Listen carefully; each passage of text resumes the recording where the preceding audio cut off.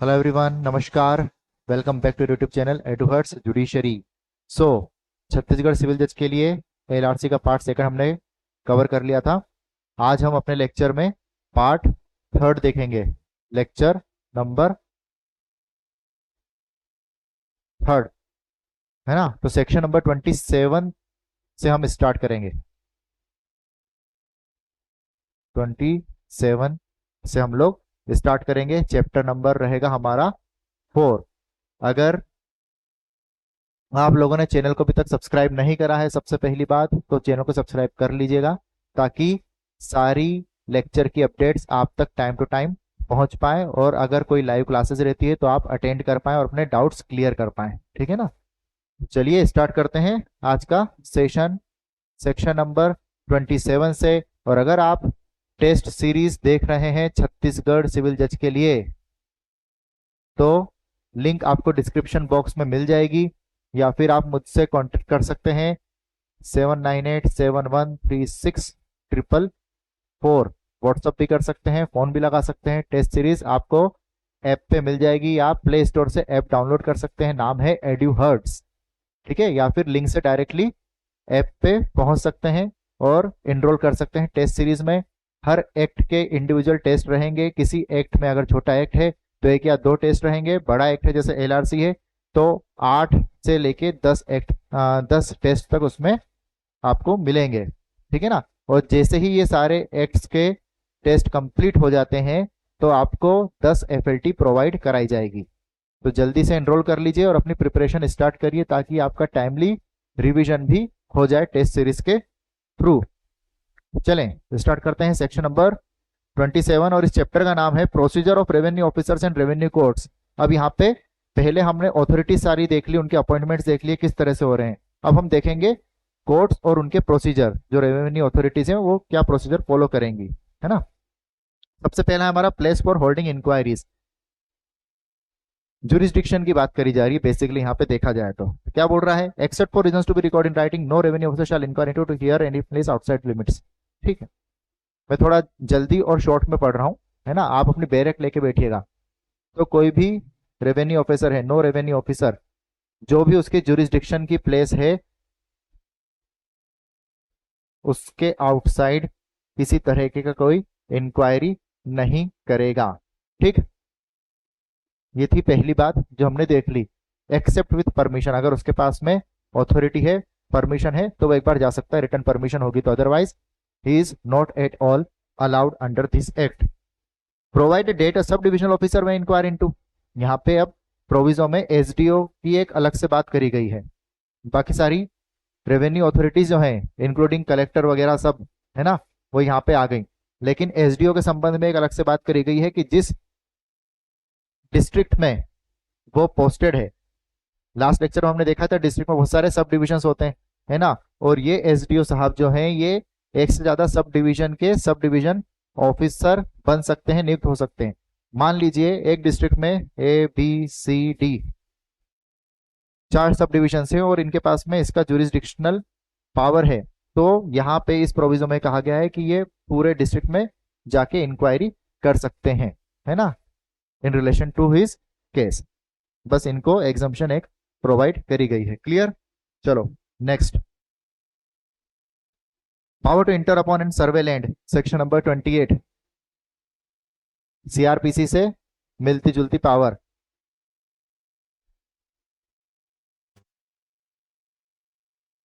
Power to enter and survey, survey के purpose से enter करना। तो all revenue officers, revenue inspectors, और कौन सी अथॉरिटी दे रखी है, ऑथोरिटीज बहुत इंपॉर्टेंट है आपके एग्जामिनेशन के लिए, इसलिए अथॉरिटी याद रखना। Revenue officers, revenue inspectors, inspector word, measurers and patwaris, ठीक है ना, याद रखिएगा। And when under their observation control, कोई भी उनका सर्वेंट हुआ या और दूसरा कोई इंप्लॉय हुआ, वर्कमैन हुआ, वो एंटर कर सकता है किसी प्लेस पे, जो रिलेटेड प्लेस है वहां पे एंटर कर सकता है। क्या कर सकता है, डिमार्केट कर सकता है बाउंड्री को, और जो भी उसको वहां पे ऑर्डर दिए जा सकते हैं वो फॉलो करेगा और एग्जीक्यूट करेगा। ठीक, demarcate boundaries and do other acts connected with their duties and cause no more damage. इस बात को ध्यान रखिएगा, किसी तरह के का जो डैमेज है, जितना जरूरी है उतना तो होगा ही सही कि भैया आप अंदर घुसे, है ना। अगर कुछ छोटी मोटी घास लगी थी, एग्जाम्पल के तौर पे अच्छी क्वालिटी घास लगी हुई है तो चलने में वो खराब होगी, तो आप इन सब चीजों पे वहां पे क्लेम नहीं कर सकते। लेकिन आपने कोई गेट तोड़ दिया जो जरूरी नहीं था तोड़ना आपकी ड्यूटी के पर्पज से, तो वो इसमें कवर हो जाएगा, है ना। तो डैमेज ज्यादा नहीं आप दे सकते। उसके अलावा provided at no person shall enter into any building or open enclosed court or garden attach to a dwelling house unless with the consent of the occupier thereof. ऐसी किसी भी जगह पे नहीं जाएंगे जब तक कि कंसेंट नहीं मिलेगी, है ना। बिल्डिंग और अपॉन एनी इनक्लोज्ड कोर्ट, जहां पे जा रहे हैं उससे अटैच्ड कोई और दूसरा कोई कोर्ट बना है, गार्डन बना है, तो वहां पे नहीं जाएंगे unless with the consent of the occupier thereof without giving such occupier at least 24 hours notice. ठीक, तो पहली बात तो कंसेंट पर याद रखिएगा। दूसरी बात 24 घंटे के नोटिस की यहाँ पे बात करी गई है। बस इतना ही था इस सेक्शन में, कुछ ज्यादा खास सेक्शन नहीं है। हेडिंग बहुत इंपॉर्टेंट है, डायरेक्ट क्वेश्चन यहीं से आ जाएगा। और 24 घंटे का नोटिस की बात यहाँ पे करी गई है ना, जो कि हम सीआरपीसी में भी देखते हैं, वो फॉलो करना मैंडेटरी रहता है हमारे लिए। आगे power to transfer cases 29। Cases transfer करने की पावर किसके पास में है और किस तरह के केसेस वो ट्रांसफर कर सकते हैं जो अथॉरिटीज है। सबसे पहले बोर्ड की बात करी गई है। Whenever it appears to the board that an order under this section is expected for the end of justice. ठीक है, इसको थोड़ा समझते हैं। पहली बात, बोर्ड को जब भी लगता है कि एंड ऑफ जस्टिस, है ना, न्याय की रक्षा के लिए, न्याय के उद्देश्य से एक पर्टिकुलर केस जो है वो ट्रांसफर होना जरूरी है किसी दूसरी जगह। मतलब अगर एक रेवेन्यू ऑफिसर डील कर रहा है तो दूसरी रेवेन्यू ऑफिसर के पास में इसका ट्रांसफर होना जरूरी है, तो वो कर सकता है ये चीज। डेट इट में डायरेक्ट डेट पर्टिकुलर केस भी transfer for revenue officer to another revenue officer of an equal or superior rank. ठीक है ना, in a same district or any other district. अब जो बोर्ड है, बोर्ड की अथॉरिटी कहाँ रहती है, पूरे स्टेट वाइज रहती है एक तरीके से। तो ये सेम डिस्ट्रिक्ट में भी केस ट्रांसफर कर सकते हैं और अदर डिस्ट्रिक्ट में भी केस ट्रांसफर कर सकते हैं। सेम या फिर हम बोले इक्वल, इक्वल ऑफिसर के समक्ष भी केस ट्रांसफर कर सकते हैं, या फिर और हायर ऑफिशियल के सामने भी केस ट्रांसफर कर सकते हैं। लेकिन अगर कोई ऐसा ऑफिसर है जिसकी पोजीशन कम है तो उसके समक्ष केस नहीं ट्रांसफर होगा। ठीक है ना, बस ये ध्यान रखिएगा। आगे आ जाती है दूसरी वाली बात, ये तो हमने देख ली थी बोर्ड की। दूसरी वाली आ जाती है कमिश्नर की। कमिश्नर के पास में क्या पावर है, कमिश्नर ऑफ डिवीजन की, है ना। कमिश्नर ऑफ लैंड रिकॉर्ड की बात यहाँ पे नहीं हो रही है। अगर कहीं वर्ड लिखा हुआ है सिर्फ कमिश्नर, तो कमिश्नर ऑफ डिवीजन इंटरप्रिटेशन रहेगा उसका, ना कि कमिश्नर ऑफ लैंड रिकॉर्ड्स।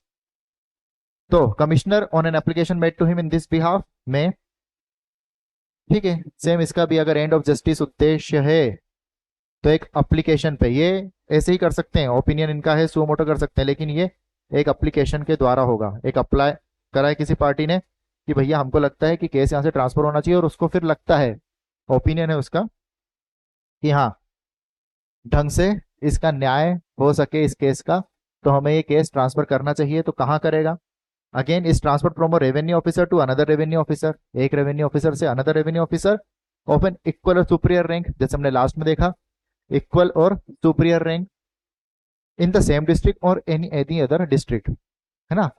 यहाँ पे हमने देखा था सेम डिस्ट्रिक्ट अदर डिस्ट्रिक्ट, लेकिन यहाँ पे डिवीजन जो था उसकी बाउंडेशन नहीं थी। डिवीजन में तो डिस्ट्रिक्ट आते हैं ना, तो डिवीजन की बाउंडेशन नहीं दी थी, क्योंकि बोर्ड का तो जो जुरिस्डिक्शन है वो थ्रू आउट द स्टेट है। लेकिन यहाँ पे जो कमिश्नर है ये पर्टिकुलर डिवीजन के हैं, तो ये कहाँ पे ट्रांसफर कर सकते हैं, सेम डिस्ट्रिक्ट या फिर other district, but with in the division. दूसरे डिवीजन में कोई डिस्ट्रिक्ट नहीं होना चाहिए, है ना। बाकी सब चीजें सेम रहेगी, कि कौन से रेवेन्यू ऑफिसर को ट्रांसफर करना है वो डिसाइड कर सकते हैं, सेम और इक्वल पोजीशन या फिर सुपीरियर पोजीशन। ठीक, तो ध्यान रहेगा ना ये।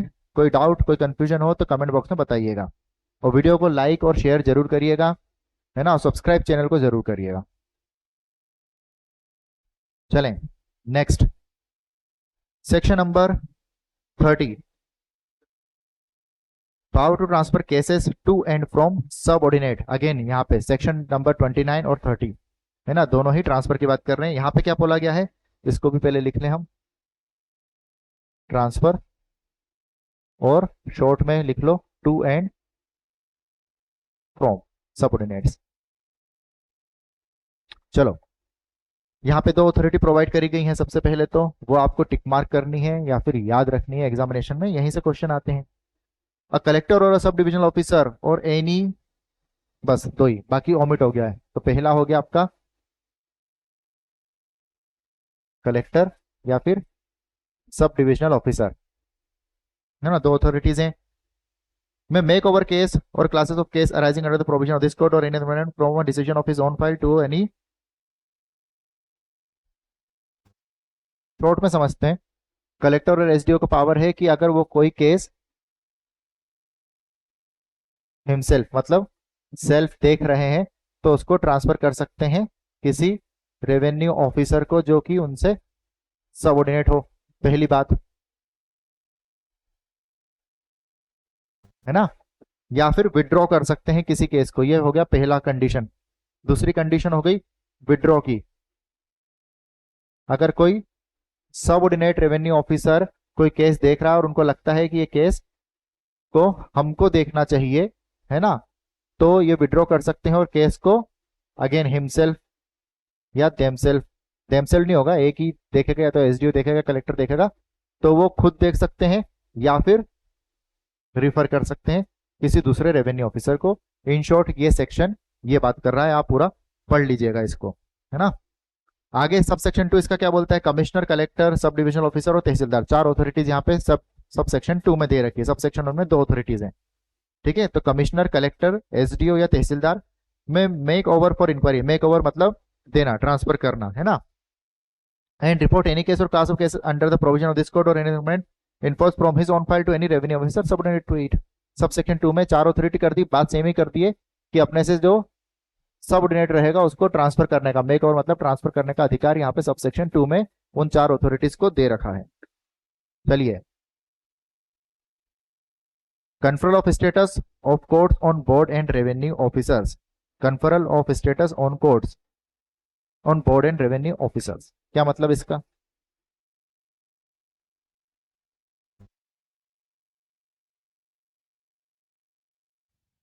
जो भी रेवेन्यू ऑफिसर्स हैं या जो बोर्ड्स हैं उनके पास में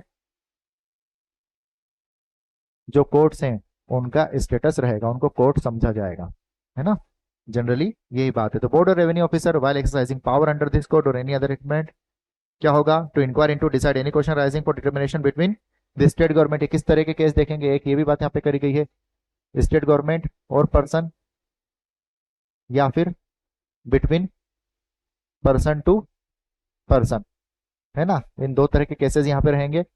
उनका जो डिसीजन होगा और जब वो डिसाइड करेंगे तो क्या माना जाएगा, शाल बी रेवेन्यू कोर्ट, वो एक तरीके से क्या रहेंगे, आरसी रेवेन्यू कोर्ट्स रहेंगे, ठीक है ना। ये रेवेन्यू ऑफिसर्स क्या हो जाएंगे, रेवेन्यू कोर्ट्स हो जाएंगे। जैसे आपने देखा होगा प्रैक्टिकल पर्पज से, सब डिविजनल ऑफिसर की एक कोर्ट होती है और तहसीलदार भी, जब आप जाके देखेंगे कलेक्टर ऑफिस में या उसके एरिया में तो उसके पास भी उसकी कोर्ट रहती है, तहसीलदार कोर्ट बोलते हैं। सेम वैसे ही रहती है जैसे आप कोर्ट में जाके देखते हैं जुडिशियल मजिस्ट्रेट की कोर्ट रहती है ना, लगभग वही रहते हैं। बस मैटर्स कौन से देखने रहते हैं, जो इनके जुरिस्डिक्शन में आ रहे हैं, जो इनको कन्फर करे गए हैं इस एक्ट के तहत।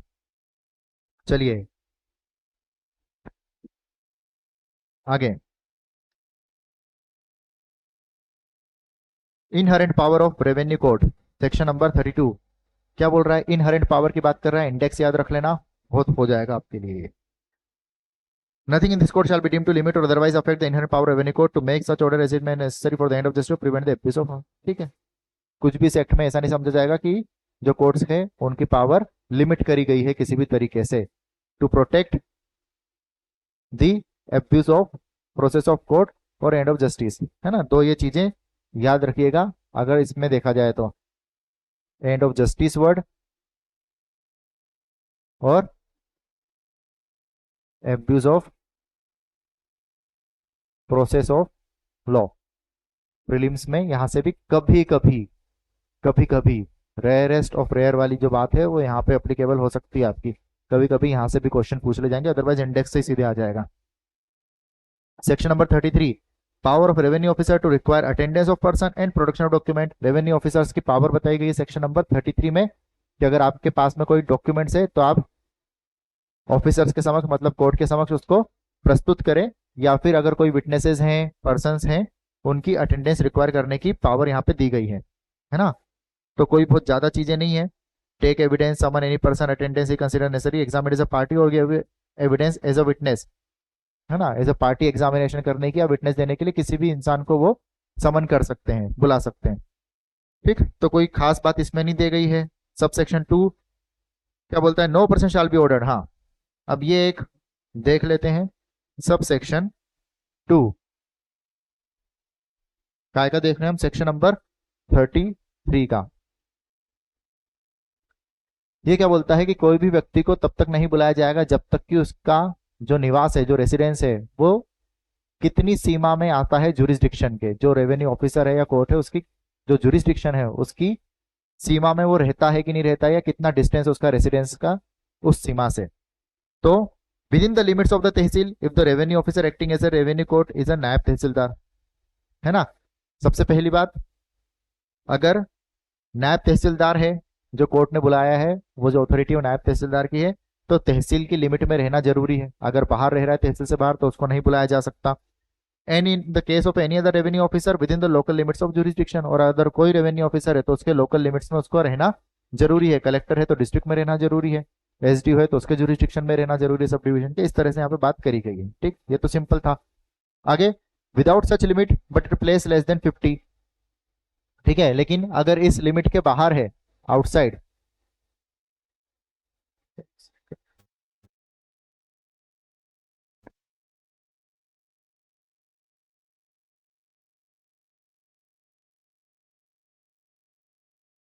Outside the limit but it place less than 50, 50 miles की बात करी गई है यहाँ पे, less than 50 miles, or where there is a railway communication or other established published conveyance for 5/6 of the distance. Railway वगैरह कुछ है फैसिलिटी 5/6 ऑफ द डिस्टेंस की। एग्जाम्पल के तौर पे आपका डिस्टेंस हो गया 100 किलोमीटर, है ना, या 100 माइल मान लो, कुछ भी एक एग्जाम्पल के रूप में ले रहे हैं। तो उसका 5/6 जो होगा वो डिस्टेंस रेलवे के थ्रू कवर हो रही है तो बुलाया जा सकेगा। दूसरी बात, 50 किलोमीटर से कम है तो बुलाया जा सकेगा। आगे इसको पढ़ते हैं। Distance between the place where he decides and the place where he summon to attend less than 200 miles distant from such place, है ना। अब इसका 5/6 तो कवर कर रही है, लेकिन ये जो है ये फिर भी कवर करने के बाद में 200 माइल से एक्सीड नहीं करना चाहिए, है ना। ऐसा नहीं है कि कोई डिस्टेंस है आपकी 5/6 तो रेलवे कम्युनिकेशन वहां पे है, आप ट्रेवल कर सकते हो, लेकिन स्टिल उसके बाद भी 200 माइल आपको अपने हिसाब से ट्रेवल करना है तो वो अलाउड नहीं है। फिर 200 माइल से कम होना चाहिए, or in any other case 50 mile की यहाँ पे बात करी गई है। ठीक, आगे, any person present may be required by any such revenue officer to give evidence or to produce an document then and there in position of power. कोई भी रेवेन्यू ऑफिसर अगर कोई केस डील कर रहा है, वहां पे कोई कोर्ट में व्यक्ति ऐसा बैठा और उसको इमीडिएटली लगता है कि इसको एग्जामिन करना चाहिए, बुलाना चाहिए, या कि इसके पोजीशन में अगर कोई डॉक्यूमेंट है उसको देखना चाहिए, तो वो उसको भी ऑर्डर कर सकता है। चलिए आगे, कमीशन इशू करने का पावर है। अगर कोई इंसान अक्षम है, बीमार है, किसी तरीके से कोर्ट में हाजिर नहीं हो सकता, अपनी उपस्थिति दर्ज नहीं करा सकता एग्जामिनेशन के लिए, तो फिर एग्जाम कमीशन इशू करने का पावर भी ये रेवेन्यू ऑफिसर रखते हैं। आगे, section number 34,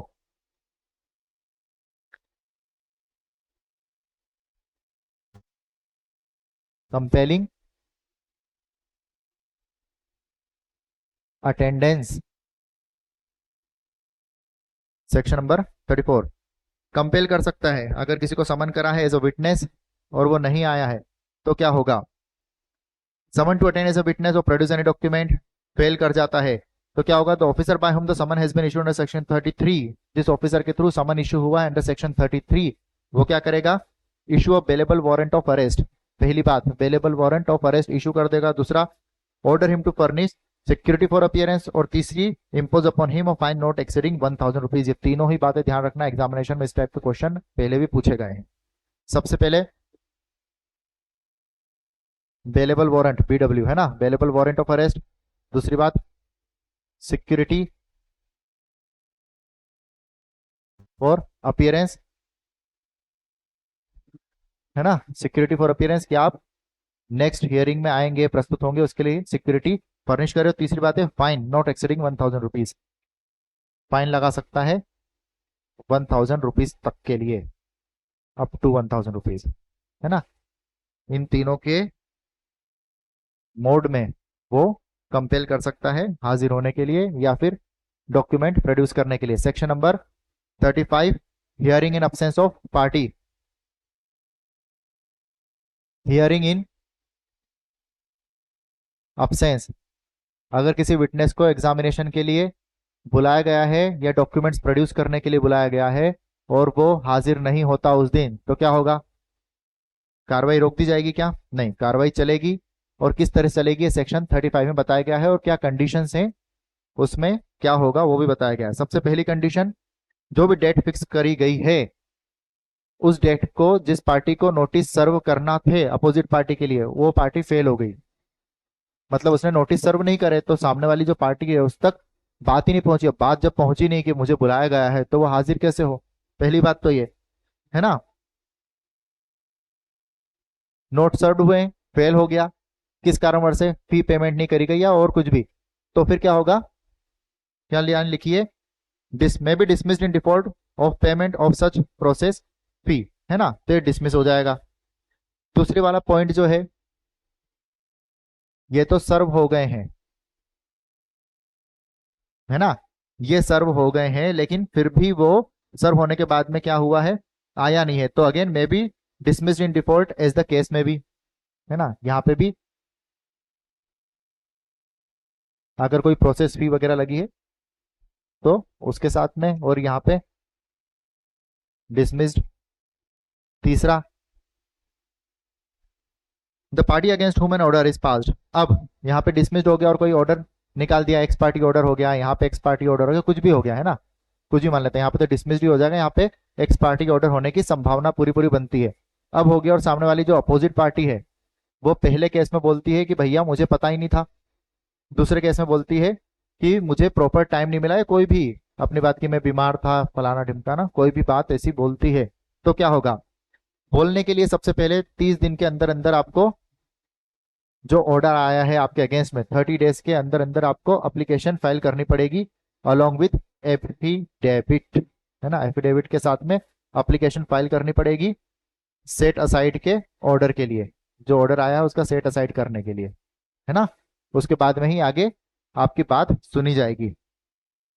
13 days from the date of such order or knowledge of the order as the case may be, कौन सा पॉइंट हो सकता है कि समन सर्व नहीं हुए थे, not duly serve to have it set aside on the ground it was prevented by any sufficient fraud from paying the requisite fee, तो यहाँ पे जो पहली वाली पार्टी है ना, अब फी पे नहीं करिए तो कोर्ट क्या कर सकता है? डिसमिसल का ऑर्डर दे सकता है। अब यहाँ पे फिर जो आपकी ए वाली पार्टी है जिसने फी पे नहीं करी थी किसी कारणवश, वो यहाँ पे बोल सकती है कि इस ऑर्डर को सेट असाइड कर दीजिए 30 दिन के अंदर एप्लीकेशन फाइल करके, है ना। और क्या बोल सकती है कि फलाना कोई भी एक ग्राउंड था उसके वजह से मैं फी पे नहीं कर पाया, इसलिए मैं ये सेट असाइड का रिक्वेस्ट कर रहा हूँ, एप्लीकेशन फाइल कर रहा हूँ। पहले केस में तो ये हो गया। दूसरी बात क्या हो गई? दूसरे केस में जो पार्टी हाजिर नहीं हो पाया था वो अपनी बात करेगा कि ये कारण थे उसके वजह से मैं हाजिर नहीं हो पाया, है ना। ये अपोजिट पार्टी के ऊपर आता है और ये अप्लीकेंट के ऊपर आता है। चलिए, after notice to the party and such inquiry, उसके बाद में क्या करेगा? जिसने भी एप्लीकेशन लगाई है सेट असाइड की 30 दिन वाली, जिसने भी लगाई है कि ऑर्डर सेट असाइड हो जाए, कोर्ट क्या करेगा? सीधे सीधे सेट असाइड कर देगा क्या कि नहीं नहीं आपने अपना सफिशिएंट कॉज प्रस्तुत कर दिया है, अब आपकी जो एप्लीकेशन उसको स्वीकार करा जाता है और सेट असाइड का ऑर्डर दिया जाता है? नहीं, सबसे पहले वो एक नोटिस इशू करेगा अपोजिट पार्टी को। यहाँ पे ए ने फाइल करा है तो बी को नोटिस आएगा, इधर बी ने करा है तो सी को नोटिस आएगा, है ना। नोटिस दिया जाएगा कि इस तरह से सेट असाइड की एप्लीकेशन आई है, आप कुछ कहना चाहते हैं, उनका पक्ष सुना जाएगा और एक प्रॉपर इंक्वायरी के बाद में ही फिर उस पर डिसीजन दिया जाएगा सेट असाइड का। ठीक, यूजुअली मिल जाता है सेट असाइड का, इतना कोई हार्श नियम नहीं है ये।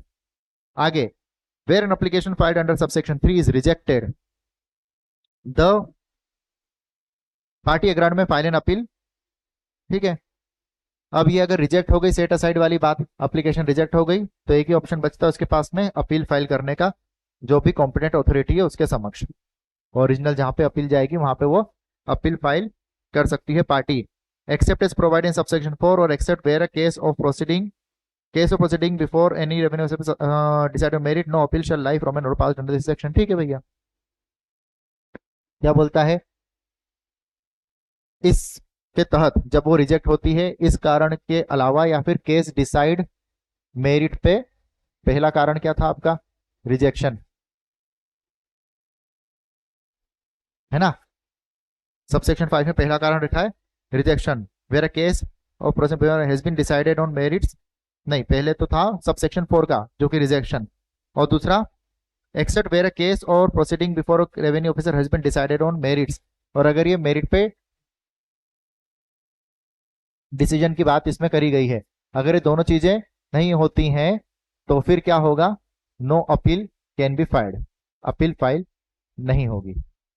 सिंपल सी बात है ना, ये दोनों होना जरूरी है। अगर ये नहीं होती हैं तो अपील फाइल इस में नहीं होगी, इस केस में नहीं होगी। Section number 36 adjournment of hearing. Adjournment की बात करी गई है, कितने एडजमेंट दिए जाएंगे, किस तरह से दिए जाएंगे कि नहीं दिए जाएंगे, है ना। तो यहाँ पे जो है जनरली रेवेन्यू ऑफिसर के ऊपर डिपेंड करता है वो टाइम टू टाइम कितने एडजमेंट देना चाह रहा है, नहीं देना चाह रहा है। कॉस्ट के साथ में provide a date during the proceeding maximum 4 adjournments may be granted to each party and each adjournment shall be granted only with cost। Maximum 4 adjournment ही दिए जाएंगे हर एक पार्टी को, ए को भी 4 दे सकते हैं, बी को भी 4 दे सकते हैं, और ये कॉस्ट के साथ में ही एडजमेंट दिया जाएगा। The date and place of adjournment or proceeding shall be intimated. ठीक है, और जिस दिन एडजमेंट दिया जा रहा है उस दिन अगली तारीख की भी आपको इंटीमेशन प्रोवाइड कर दिया जाएगा। Section number 37 power to award cost. ये किसके पास में है? रेवेन्यू ऑफिसर के पास में है पावर कॉस्ट अवॉर्ड करने की किसी भी चीज में। एक बात यहाँ पे ध्यान रखना है कि जो फी है लीगल प्रैक्टिशनर की वो कभी भी कॉस्ट में इंक्लूड नहीं होगी, unless such officer consider otherwise for reason to be recorded. जब तक कि उस ऑफिसर को नहीं लगता, अगर कोई पार्टी बहुत ज्यादा गरीब है और वो बोलती है कि भाई आपने एडजमेंट दे दिया है सर और हमारे पास इतने पैसे नहीं है कि वकील साहब की फी हम अफोर्ड कर सकें नेक्स्ट हियरिंग के लिए, है ना, कुछ मदद करिए उसमें, तो फिर वो कॉस्ट के साथ दूसरी पार्टी पे ये चीज लगा सकता है कि आप फी भी पे करिए, कॉस्ट में फी इंक्लूड करने का ऑर्डर दे सकता है। Now manner of executing order to deliver position of immovable property. Immovable property section number 38। Manner क्या है? अगर कोई इमूवेबल प्रॉपर्टी के संबंध में कोई केस है और उसका कोई ऑर्डर आया है ना, तो उसको डिलीवरी कैसे दी जाएगी? By serving a notice to vacate. एक नोटिस सर्व होगा सबसे पहले, तो अगर ऑर्डर आ गया अगेंस्ट में वेकेट करने का तो नोटिस सर्व कर दिया जाएगा कि आप वेकेट करिए। उसके बाद if such notice is not obeyed by removing or deputing subordinate. अब वो अगर ओबे नहीं हुआ है, नॉट ओबेड, तो रिमूव करके या फिर किसी ऑफिसर को डेप्यूट करके इस काम के लिए कि आप रिमूव करो। और अगर इसका फिर यहाँ पे ऑब्स्ट्रक्ट हो रहा है, रेसिस्ट कर रहा है वो सामने वाली पार्टी वेकेट करने के लिए, अगर कुछ अधिकारी पहुंचे और उनको उसने बोल दिया, बोले नहीं मैं तो नहीं खाली करने दूंगा, खाली करवाने भी नहीं दूंगा, है ना, तो फिर क्या होगा? Registered or obstructed by revenue by any person hold a summary inquiry into the facts of the case. और अगर वो कंटिन्यू रहा है उसके बाद भी स्टिल कंटिन्यूज, एक minute, shall hold a summary inquiry into the facts of the case and if satisfied that the resistance or obstruction was without any just cause date such resistance obstruction, है ना। एक छोटी सी summary inquiry hold कर सकता है कि ठीक है भैया आप इतना रेजिस्ट कर रहे हो तो आपकी बात हम सुन लेते हैं एक बार, और उसके बाद में वो बात सुनने के बाद उनको लगता है कि नहीं कोई सब्सटेंस नहीं है इसके रजिस्ट्रेशन में, है ना, जो ये बात बोल रहा है कोई दम वाली बात नहीं है, उसके बाद में फिर वो क्या करेगा? असली काम चालू करेगा, फोर्स बुला सकता है और फोर्स की हेल्प ले सकता है वेकेट कराने के लिए और पोजीशन की डिलीवरी दिलवाने के लिए। स्टिल कंटिन्यूस, ये सुन ली, मना कर दिया कि नहीं आपकी बात से हम सहमत नहीं है, आपको ही देना पड़ेगा, और फिर भी बोलता है नहीं नहीं हम तो नहीं देंगे, फिर यहां से आपकी बात चालू होती है। Still continuous without prejudice to any proceeding to which may be person may be liable to under any other of the dynamic courts, दूसरी जो भी कार्रवाई होगी उसके अलग थलग क्या होगा, for such punishment of such obstruction take or cause to be taken such force, है ना, फोर्स की मदद लेके उसको हटाया जाएगा और उसके बाद में जो भी उसके ऊपर धाराएं लगाई जाएंगी और प्रोसीडिंग्स होगी आईपीसी वगैरह में, वो सारी चीजें अपनी जगह चलती रहेंगी, लेकिन फोर्स की मदद लेके उसको हटा जरूर दिया जाएगा। इस तरह से जो इमूवेबल प्रॉपर्टी है उसके पोजीशन की डिलीवरी प्रोवाइड करवाई जाएगी। आगे section number 39, persons by whom appearance and application may be made before and to revenue officers. कौन, जो ऑथराइज्ड ऑफिसर्स रहेंगे, या तो खुद कर सकता है, पार्टी हुई, कोई रिकॉग्नाइज्ड एजेंट हुआ, एलआर हुआ, उनके थ्रू ये सारी चीजें होंगी, है ना। इस सेक्शन में कुछ खास नहीं है तो इसको हम छोड़ देते हैं, आप एक बार रीड लगा लेना। आगे section number 42, order of revenue officer when reversible by reason of error or irregularity. ये इसका इंडेक्स बहुत इंपॉर्टेंट है, हेडिंग बहुत इंपॉर्टेंट है। सेक्शन नंबर 42 अंदर कुछ भी काम का नहीं है, अंदर बस इतना लिखा है, no order passed by revenue officer shall be reversed or altered in appeal or revision on account of any error omission regularity, है ना। अगर कुछ होता है तो जब तक कि फेलियर ऑफ जस्टिस नहीं हो किसी भी ऑर्डर में, है ना, तो उसका रिवर्सल अल्टरेशन बिना मतलब का नहीं करा जाएगा। अगर कोई फेलियर ऑफ जस्टिस हुआ है तो ही उसको फिर समझा जाएगा। छोटी मोटी कोई त्रुटियां होती हैं, कुछ कमियां होती हैं तो उनको अवॉइड करी जाएगी। एक्सप्लेनेशन में भी यही माना जाएगा कि जो ऑब्जेक्शन आपने अब बताया है कि इसमें एक गलती है, ये कमी है, क्या वो किसी अर्लियर स्टेज पे आप सामने ला सकते थे, क्या ला सकते थे, तो फिर उसके ऊपर विचार करा जाएगा, और नहीं तो फिर विचार करा जाएगा। आगे code of civil procedure to apply when no express provision made in this code. तो सिविल प्रोसीजर के सारे प्रोविजंस यहाँ पे अप्लीकेबल होंगे जब तक कि एक्सप्रेसली यहाँ पे कोई प्रोविजन नहीं बताया गया है जो इस एक्ट को रेगुलेट करेगा। बस इतनी बात है। तो चैप्टर नंबर 4 हमारा यहाँ पे हुआ कंप्लीट। नेक्स्ट सेशन में हम चैप्टर नंबर 5 डील करेंगे और उसको कवर करेंगे पूरा, है ना। कोशिश करेंगे 5 6 7 लेक्चर्स में इस एक्ट को कंप्लीट करने का।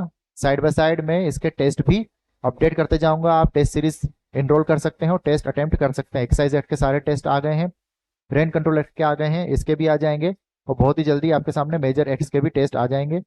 हो सकता है कुछ एक्ट हम कवर नहीं कर पाए टाइम के वजह से, लेकिन जितने भी हो सकते हैं हम कंटिन्यूस कवर करने की कोशिश करेंगे। ऑलराइट, तो किसी तरह का भी डाउट होता है आपका तो आप मुझे बता सकते हैं, पूछ सकते हैं, व्हाट्सअप कर सकते हैं, कमेंट बॉक्स में पूछ सकते हैं, है ना। मैं हमेशा आपके समक्ष प्रस्तुत हूँ हेल्प करने के लिए। Thank you, thank you so much. आज के लिए बस इतना ही। पढ़ते रहिए और टेस्ट अटेम्प्ट करिए, अपना रिवीजन बहुत अच्छे से करिए, एग्जामिनेशन बहुत पास में। Thank you so much.